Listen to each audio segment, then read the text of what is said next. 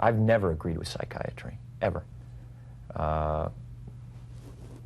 Before I was a Scientologist, I never agreed with psychiatry. And then when I started studying the history of psychiatry, I started realizing more and more why I didn't agree with psychiatry. Here we are today, where I talk out against drugs and psychiatric abuses of electric shocking people, okay, against their will, of drugging children with them not knowing the effects of these drugs. Do you know what Adderall is? Do you know Ritalin? Do you know now that Ritalin is a street drug?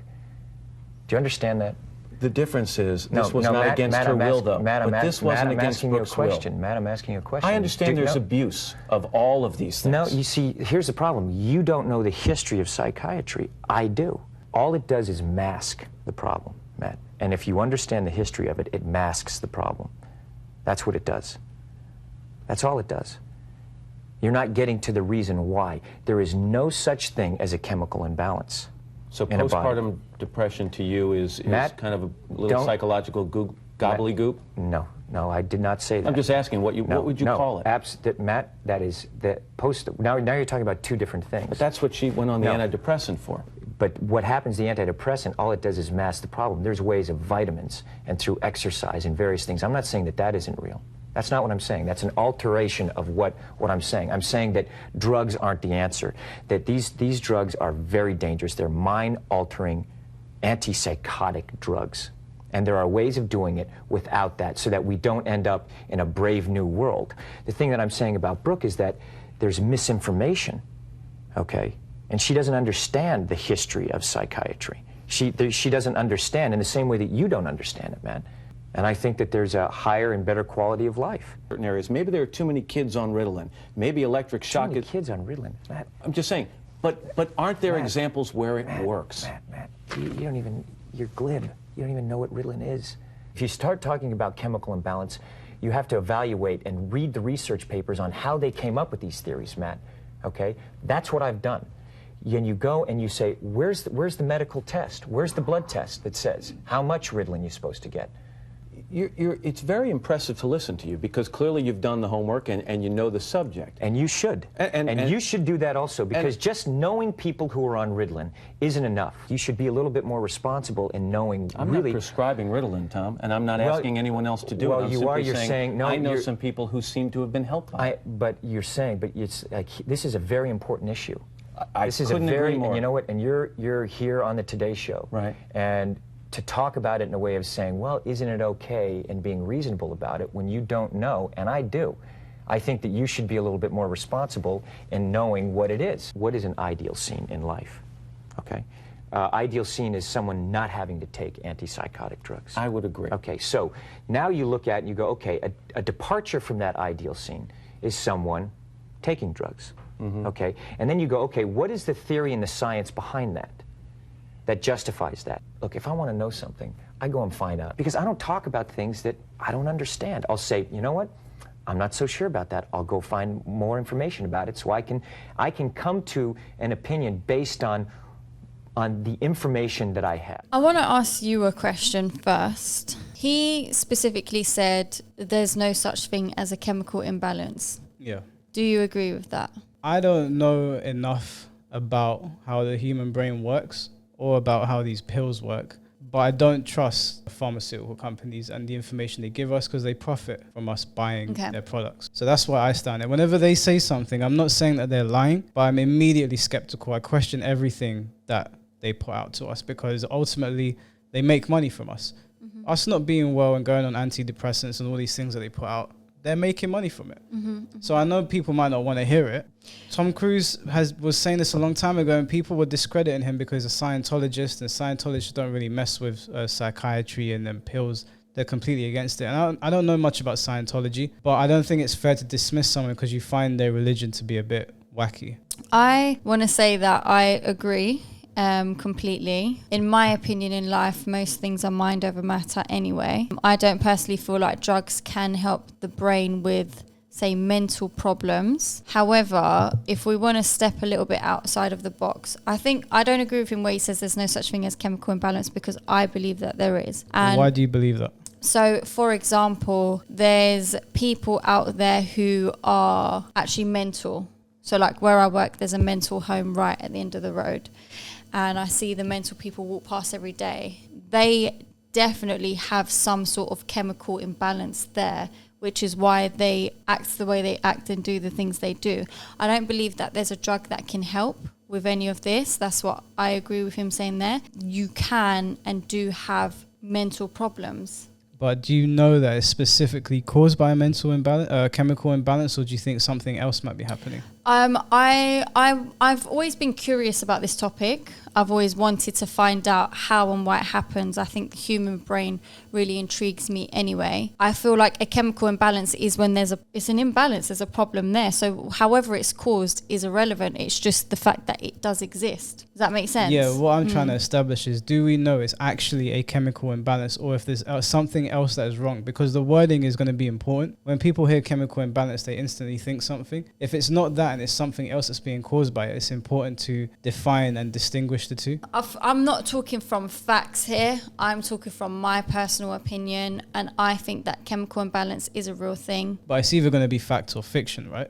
It's either going to be a thing that happens, and that's why we prescribe people antidepressants, or it's not. It can't be a personal thing. Yeah, no, I get it. But my overall mindset of the way chemical imbalance was just, if you have a problem in your brain, whether it's you being mental, you being depressed, or just certain things that you think or feel, it's an imbalance because your brain's just not working as it normally should function. That's the way I looked at it, not from a actual factual point of view.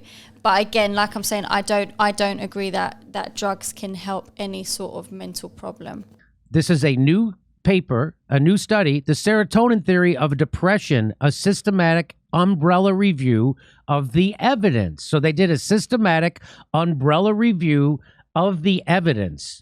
These are researchers from the University College London. They conducted what they call an umbrella review of past meta-studies, and they did systematic analysis of depression's relationship to serotonin activity, and it included tens of thousands of participants. Here it is from this paper. It says, our comprehensive review of the major strands of research on serotonin shows there is no convincing evidence that depression is associated with or caused by lower serotonin concentrations or activity. That's exactly what Tom Cruise was just saying. He was saying there is no chemical imbalance. And now this paper is proving it. If you guys want to see the full video, I'll link Jimmy Dore's channel at the bottom. The reason that I wanted to do a video on this is because a lot of the time you get laughed at by people for saying you did your own research. They'll say to you, just listen to the doctors, just listen to the pharmaceutical industry, the experts. There's nothing wrong with doing your own research. And people were very quick to bastardize and jump down Tom Cruise's throat when he did that interview. And 17 years later, however long that interview was, I don't think it was 17 years ago, but however long it was, Tom Cruise was right.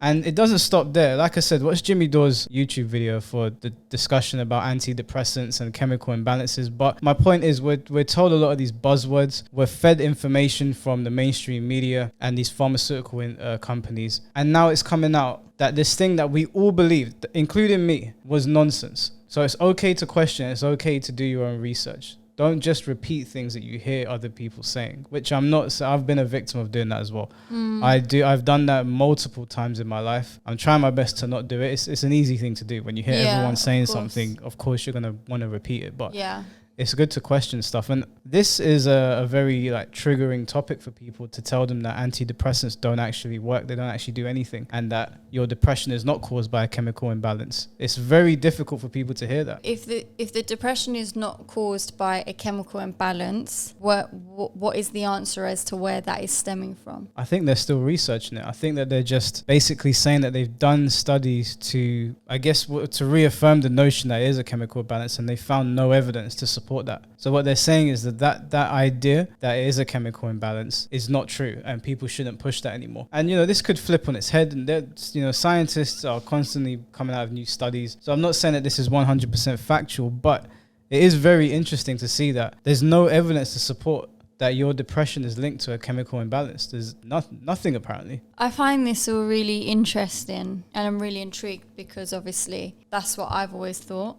Yeah, that's what I always thought as well. Because I can't then comprehend where or how this stuff comes out or stems from. Yeah, the thing is I don't really shit on people for repeating these things, because up until about 2-3 years ago, when the world went upside down, I was in the same boat of repeating a lot of the things that I heard online that I thought were the right way to think or was the correct information. And honestly, ever since Donald Trump came into power and then we got locked down, those two events, they've really changed the way I see people and the way I see information put across and how people fall into camps. And even with this, if there's definitive proof that depression is not caused by a chemical imbalance and that antidepressants don't actually do anything, there are still going to be people out there that want to defend it because they fall into like their tribes and they fall into not wanting to be wrong rather than just accepting that it's okay to be wrong. We were all wrong about this.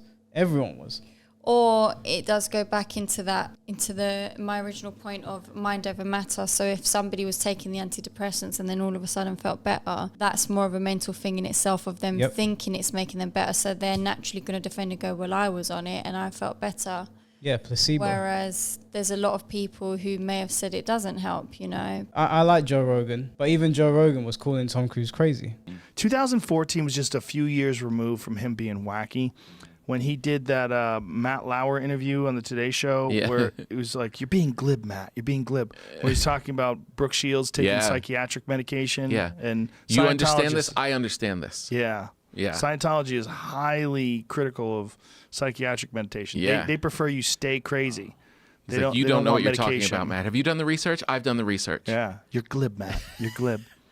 That's a crazy thing to say, that you're smarter than all these biologists and medical scientists and all these people that have concocted these SSRIs and different... Have you done the research? Have you done the research? Are you glib? It's good to do your own research. There's nothing wrong with doing your own research. You might be wrong most of the time, but you might be right sometimes as well. I think that I just find it all quite scary. If, for example, if antidepressants don't work, knowing that doctors are prescribing people this drug, and then it makes you think with all other illnesses, physical, whatever, the stuff that we get given or the treatments that they do and things like that, how much of everything that's being out there is real or works or relevant? Like, what can you now trust? That's the thing. You can't really trust. I don't think you should ever trust anything. You shouldn't just blindly trust things, because at the end of the day, these industries make money from us being sick. Yeah. They just do. That's how they survive. So I'm not saying that all treatments are bad, and I'm not saying that all studies are false and the information we've been given over the years is all wrong. I'm saying question everything. You should question everything. And some people don't like that. It winds them up. But that's how I try to live my life. That's how I've always tried to. I'm applying it more so now. But my overarching point is that, like, you should not insult someone for doing their own research. And I know there's going to be people that watch this are going to have things to say. I already know the people that are going to have things to say. Don't feel peer pressured into just following what everyone else is doing. Because Tom Cruise was right. And I know some of you that are watching this don't like him, but he was right. And he makes better films than all of your favorite actors. It is what it is. That's all I got to say about that.